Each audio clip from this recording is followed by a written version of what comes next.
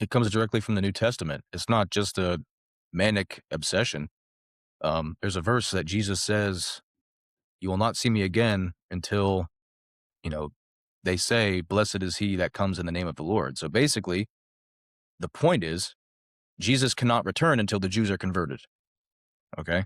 So that's the obsession. It comes right from the New Testament. It's not anything manic, and that is why there have been so many campaigns like the Messianic movement, all these things, so many campaigns to convert Jews, because they understand that in order for Jesus to come back and usher in the redemption, the Jews need to believe in him.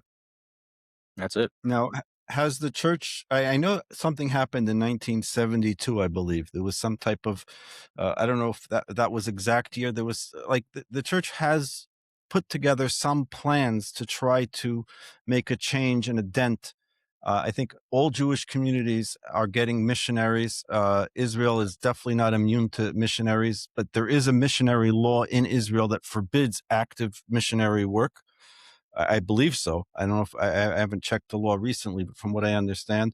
So, what have you found? Have you discovered that this is a big church operation, or is this just secondary? I think it depends on the church, like the organization itself.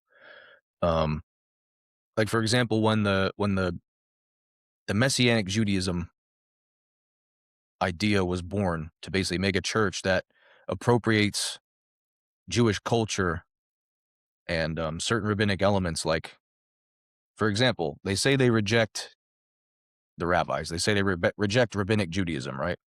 But if you were to walk into a Messianic synagogue, they would all be wearing kippot, right? They would have uh, a talit on, all these things that they say would be a tradition of man is how they would describe it, saying it's not biblical. All that um, they do it just to convert Jews. So the whole thing is just a setup. It's literally a stage, a playing. Absolutely, because hardly anyone in there, like, you'd be hard pressed to find a Messianic synagogue that actually has Jews in it. They take upon themselves Jewish names so they can, kind of welcome if they were to get an actual Jewish person to come in. But more often than not, the whole congregation is just LARPing non-Jews. And interestingly enough, these things only work on mostly secular and ignorant Jews who have no idea about their own religion, right? That's really who it only works on.